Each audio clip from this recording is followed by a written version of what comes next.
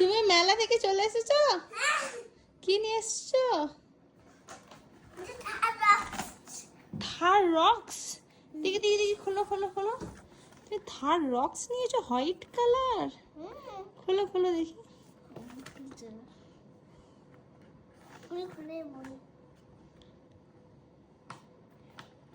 খুলতে পারছো না?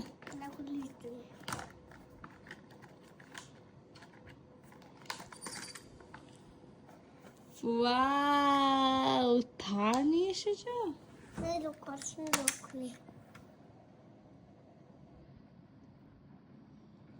গেটটাও খোলা যাচ্ছে? হ্যাঁ, আর কিছু এগুলো খোলা যায়নি।